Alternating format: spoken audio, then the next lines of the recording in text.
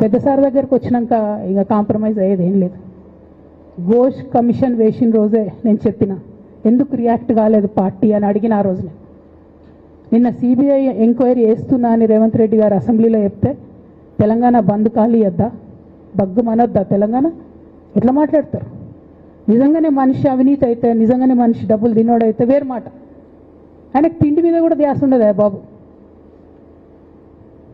తెలంగాణ తెలంగాణ అదే పిచ్చి.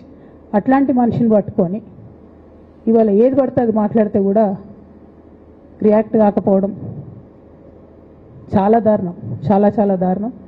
నేను దీన్ని తీవ్రంగా ఖండిస్తున్నా. At the same time Congress government PC Ghosh commission వేసిండ్రు. రెండేళ్ల నుంచి టైంపాస్ చేస్తారు. ఆ కమిషన్ రిపోర్ట్ వచ్చింది. ఆ రిపోర్ట్ నిన్న అసెంబ్లీలో పెట్టిండ్రు. ఇంకా దానికి ఏమిట్లకేం లేదు, దాంట్లోకి ఏం చర్యలు తీసుకుంటారో చెప్పారు, ఏం చేస్తారో చెప్పారు. తక్కువ మంది సిబిఐకి ఇచ్చేస్తారు. అంటే ఇది ప్రీ ప్లాన్డ్, ప్రీ మెడిటేటెడ్, ఖచ్చితంగా కేసీఆర్ గారి ప్రతిష్ట దెబ్బతీయాలనేటటువంటి ప్రీ మెడిటేటెడ్ అటాక్ తప్పితే ఇంకోటి కాదు. ఇన్ని ఏజెన్సీస్ ఉన్నాయి రాష్ట్ర ప్రభుత్వంలో. మీ ఏసీబీకే దొరికింది కదా ఇదే కాళేశ్వరంలో అవినీతి తిమంగళాలు. ఏమైంది అది? ఏమైంది? ఆ రిపోర్ట్ ఏమైంది? వాళ్ళ మీద చర్యలు ఏమైనాయి? దాని కంక్లూజన్ ఏంది? ఒక్క చిన్న ఎంక్వైరీ కూడా ఇప్పటివరకు కంక్లూడ్ చేయలేదు కాంగ్రెస్ గవర్నమెంట్. ప్రచారం ఎక్కువ, పని తక్కువ.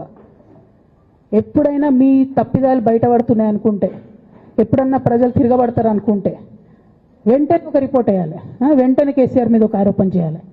ఇప్పటికి కూడా రేవంత్ రెడ్డి గారికి కేసీఆర్ గారి పేరు చెప్పుకోకపోతే ఆయన ఫోటో కూడా పేపర్లో వేరేమని భయం పాపం.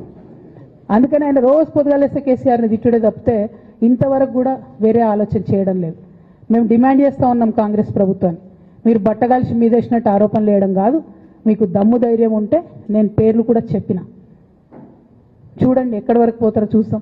మీకు అండర్స్టాండింగ్ లేకపోతే మీకు అండర్స్టాండింగ్ పెట్టుకొని